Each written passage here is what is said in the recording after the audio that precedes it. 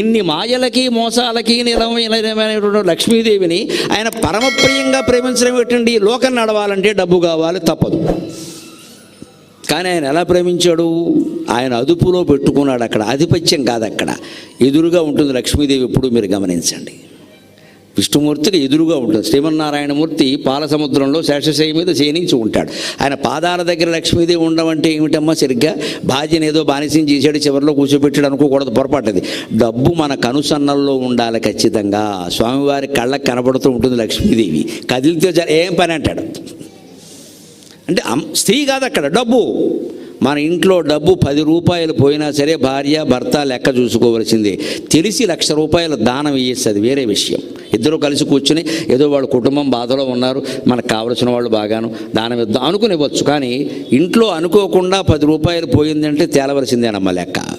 ఆ 10 రూపాయలకు లెక్క అని భార్య కానీ భర్త కానీ అనకూడదు. అది మన వల్ల పోయిందా, ఇంటికి వచ్చిన వాళ్ళ వల్ల పోయిందా, పిల్లలు కానీ ఎక్కడైనా నొక్కేశారా తెలుసుకోవాల్సిందే. ఎందుకంటే ఇవాళ 10 రూపాయలు నొక్కేస్తాడు కొడుకు, రేపు 10 లక్షలు నొక్కేస్తాడు. అడగకుండా ఎందుకు తీసావు, నేను అడిగితే ఇచ్చేవాడిని కదా అని వెంటనే చెంప పేలిపోవాలి. 10 రూపాయలు అప్పుడే పేలితే 10 లక్షలు అప్పుడు వాడు పేలకుండా ఉంటాడు. అందుకని తప్పులే, 10 రూపాయల కోసం చేయి చేసుకుంటాం. చేయి చేసుకోక్కర్లేదమ్మా, చేయి చేసుకుందా హడావిడి చేయి. హడావిడి చేయముందు అసలు ఎందుకు ఊరుకుంటున్నావు? డబ్బులు పోయే కదా. ఇప్పటికీనండి వ్యాపార వర్గాల్లో నేను గమనిస్తాను, ఒకసారి నిజంగా నేర్చుకోవాలని అనుకుంటాను. ₹1 కింద పడితే కళ్ళకు అద్దుకుంటే కానీ లోపల వేసుకోరండి. రూపాయి బిళ్ళ, ₹1 బిళ్ళ. కొబ్బరి నూనె ఒలికితే ఇలా రాసుకుని మోకాలకైనా రాసుకుంటారు, పనికి రాకపోతే ఊరికే ఉండరు. నేను నిజంగా అభిమానిస్తాను ఆ లక్షణం. అది మంచి లక్షణం, అది పిసినార్థనం కాదు, అది మంచి లక్షణం. ఎందుకని? కొబ్బరి నూనె అక్కడ నేల మీద ఉండడం వల్ల 2 నష్టాలు.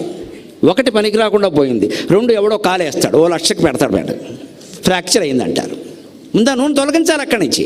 నువ్వు మోకాలికి రాసావా మానేసావా వేరే, ముందు నూనె తొలగించాలి. బద్దకించే కుటుంబాలు ఎలా ఉంటుందంటే నూనె ముట్టుకోకూడదు శనివారం, ఇవన్నీ పెడతారు ఇక్కడ శాపనార్థాలన్నీ. ఇక్కడ నూనె ముట్టుకో, తర్వాత విరిగితే కాలు ముట్టుకుంటావా, అది మానేస్తావా శనివారం అని. ఖచ్చితంగా తొలగించాలమ్మా. అక్కడ అరటిపండు తొక్కుంది, వెంటనే తీసేయాలి.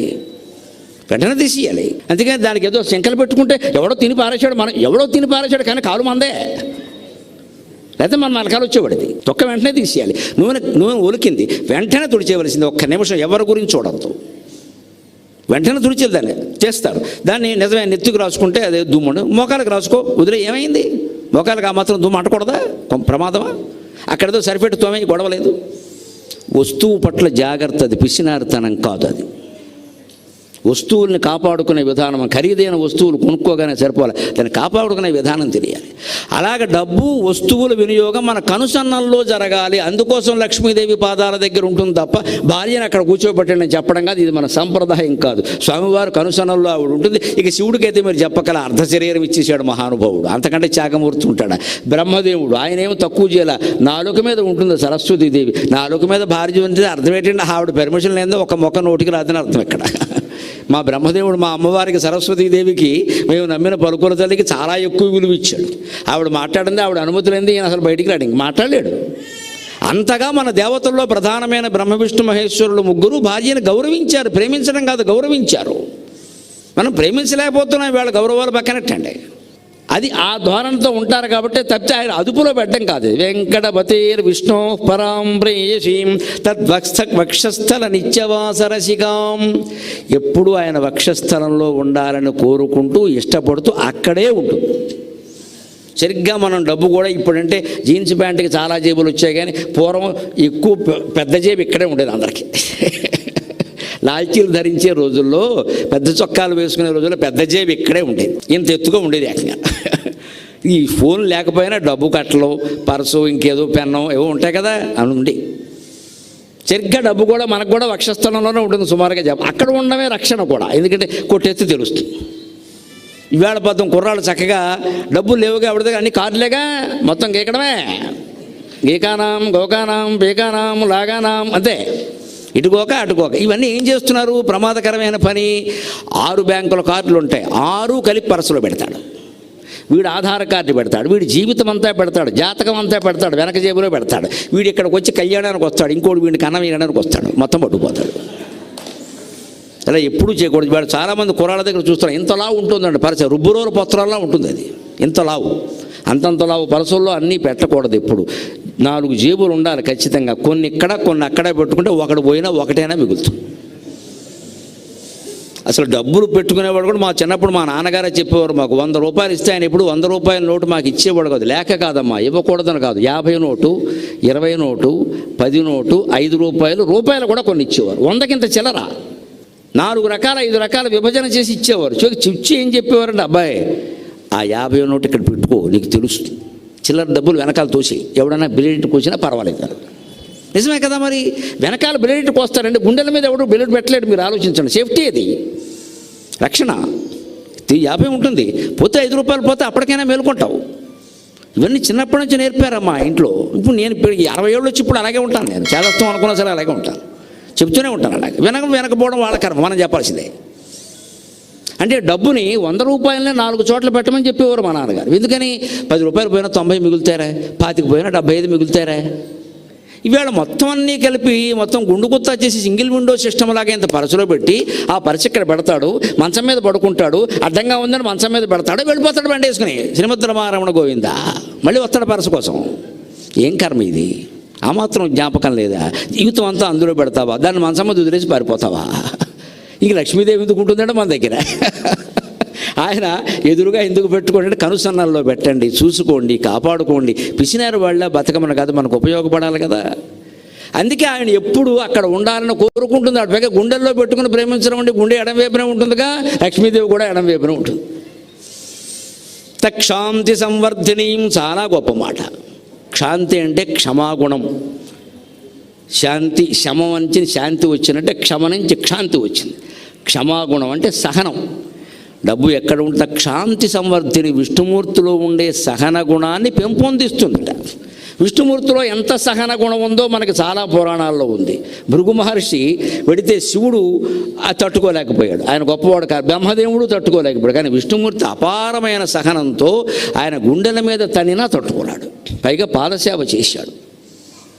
అక్కడేదో అరికాల్లో నేత్రం ఉంది, అది చిదిమేశాడు అంటారు. నాకు పురాణాల్లో ఎక్కడ కనపడలేదు ఈ మాట. ఎక్కడ వస్తుంది? భృగు మహర్షికి అహంకారం ఉన్నట్టు, ఆయన అరికాల్లో నేత్రం ఉన్నట్టు ఎక్కడా లేదు. మనం ఎందుకు చెబుతున్నామో తెలియట్లేదు, అది ఎక్కడా లేదు భాగవతంలో. ఈ కథ భాగవతంలో ఉంది చివరి స్కందంలో, కానీ అరికాల్లో కన్ను ఉన్నట్టు, అది విష్ణుమూర్తి చిదిమినట్టు మాత్రం లేదు. భృగు మహర్షిని అవమానించక్కలేదు. భృగు మహర్షి పరీక్ష పెట్టడానికి వచ్చాడు. త్రిమూర్తుల్ని పరీక్ష పెట్టే తపశ్శక్తి ఉంది భృగువుకి. ఆయన సామాన్యుడు కాదు. ఆయన అంత అసామాన్యుడైతే లక్ష్మీదేవి ఆయన ఇంట్లో పుడుతుంది. భార్గవీం లోకజననీం మా రమా మంగళదేవత. అమ్మవారిని భార్గవిని ఎందుకంటే నా భృగు మహర్షి ఇంట్లో పుట్టింది ఆవిడ కుమార్తెగా. భార్గవి లోకజననీ మా రమా మంగళదేవత. అమ్మవారి పేరు లక్ష్మీదేవికి. భార్గవి లోకజననీ మా రమా మంగళదేవత, ఇవన్నీ లక్ష్మీదేవి పేర్లు. ఆయన ఇంట్లో ఎందుకు పుట్టింది? ఆయనకు అహంకారం ఉంటే. ఆయన మహాతపశ్శాలి. విష్ణువుని బ్రహ్మని శివుని చేతం పరీక్ష చేసి ఈయన బ్రహ్మత్వానికి, ఈయన విష్ణుత్వానికి, ఈయన శివత్వానికి తగినవాడా కాదా తేల్చగలిగిన శక్తి మహర్షులకు ఉంది. అందున భృగు మహర్షికి ఉంది. ఆయన సామాన్యుడు కాదు. అటువంటి వాడికి అహంకారం ఉండడం, ఆ కింద ఏదో కాలు ఏమి లేదు. విష్ణుమూర్తి కాళ్ళు పట్టుకోవడం ఇష్టమే. కొంతమంది పుట్టించారు ఈ వ్యవహారాన్ని. ఆయనకి ఇష్టమే పట్టుకోవడం. మహర్షుల కాళ్ళు యోగి హృద్యానగమ్యం, ఆయన పట్టుకుంటాడు. ఆయనకు అహంకారం లేదు. అందుకే క్షాంతి సంవర్ధిని. ఎంత డబ్బున్నా ఆయన సహనంతో ఉన్నాడండి. లక్ష్మీదేవి అక్కడే ఉన్నా మనం కాస్త 100 రూపాయలు జేబులో ఉంటే మనకి పొట్ల కడుపున వచ్చేస్తూ ఉంటుందండి, అది ఖర్చు అయిపోయే వరకు. ఇంకా 1000 ఉంటే చెప్పక్కర్లేదు. ఇంకా 2000 నోటు ఉందంటే పట్టుకోలేదు. ఇంకా క్రెడిట్ కార్డులో కనుక మీరు పిల్లలకి ఓ 50,000 వేసి వదిలేశారంటే అయిపోయినట్టే. పిల్లాడు చెడిపోవడానికి ఇంకేం అక్కర్లేదమ్మా. డబ్బు ఏం చేస్తుంది? సహనాన్ని నశింపజేస్తుంది. నాకు డబ్బు ఉంది కదా, నేను ఎందుకు వినాలి? ఇవాళ మనకి డబ్బు ఉండబట్టి ఏం చేస్తున్నామమ్మా, మొహమాటం లేకుండా మాట్లాడుకుందాం. ఆన్లైన్ మన చేతిలో ఉంది. అలా వస్తువు అలా చూడగానే క్లిక్ క్లిక్ క్లిక్, 3 క్లిక్కులు మనడు గుమ్మల్లోకి వచ్చింది. Amazon, courier. ఆన్లైన్ షాపింగ్ బంద్ అయిపోవాలి. అప్పుడు లక్ష్మీదేవి మన ఇంటూ ఉంటుంది. కొనుక్కోగలిగితే డబ్బులు ఎట్టు కొనుక్కో, లేకపోతే మానకు ఊరుకో. డబ్బు ఉన్నప్పుడే కొనుక్కో. క్రెడిట్ కార్డు ఏదో ఉందా, ఎవరో ఇచ్చేసారా, డెబిట్ కార్డు ఉందా, తల్లి తండ్రి ఇచ్చారా, ఓ గోకేసి నొక్కేస్తావు అక్కడ. కొనేదేమో గుండు సూది, దానికి ఎంత ప్యాకెట్. ఆ గుండు సూదికి ఒక ప్లాస్టిక్ సంచి, దానికి ఒక పెద్ద అట్టపెట్టి, దానికి థర్మోకోల్ ప్యాకింగు, దానికి అట్టపెట్టి పైన అమెజాన్ ఇంత చేస్తే గుండు సూది లోపల. గుండు సూదికి ఇంత సెట్టింగ్ అవసరమా? ఆ గుండు సూది మనం మార్కెట్కి వెళ్ళి కొనుక్కోలేమా అండి? అంతవరకు ఆగలేమా? గుండు సూది ఏమైనా గుండెలో గుచ్చుకుంటావు ఈలోపు. అబ్బాయి మనకి వేళ ఎలా తయారైందంటే అవకాశాలు ఉన్నాయి, చేతిలో ఫోన్ ఉంది కాబట్టి కనపడగానే నొక్కేయడమే. ఇదివరకు ఈ పరిస్థితి లేదు కదండి. ఒక వస్తువు కావాలి అంటే ఒక ఇల్లాలు ఇంటి ఆయన ఎవరైనా కలగనేవారు దాని గురించి ఒక ఏడాది. నాకేమిటో బండి కుక్కాలని, బండి ఎక్కాలి ఇంత జత్తో 2 ఏళ్ల బండి లేకపోతే స్కూటర్.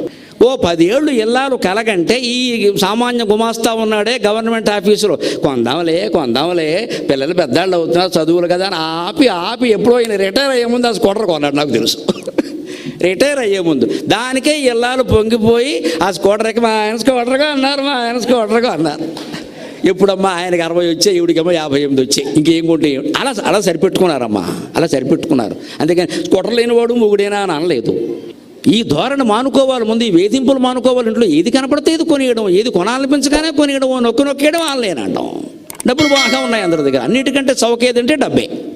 లక్ష్మీదేవి చౌకైందమ్మా. మన ఇళ్లలో ఎందుకు ఉండట్లేదో దయచేసి ఆలోచించండి. చౌక చేసిన చోట ఆవిడ ఉండదండి. వైకుంఠంలో సైతం ఆవిడ ఎందుకు ఉందండి? స్వయంగా అధినాయకురాలు కాగలిగి ఉండి కూడా ఈశానాం జగత, ఆయనతో నిమిత్తం లేకుండా ఆవిడే మొత్తం జగత్తుని పరిపాలించగలిగి కూడా వైకుంఠంలో ఎందుకు ఉందండి? పరాం ప్రేయసీం, అంతగా ఇష్టపడతాడు కాబట్టి, ఆవిడకి అంత ప్రాధాన్యం ఇచ్చాడు కాబట్టి. మనం ప్రాధాన్యం ఇవ్వకపోతే డబ్బు మన ఇంట్లో ఉండదు.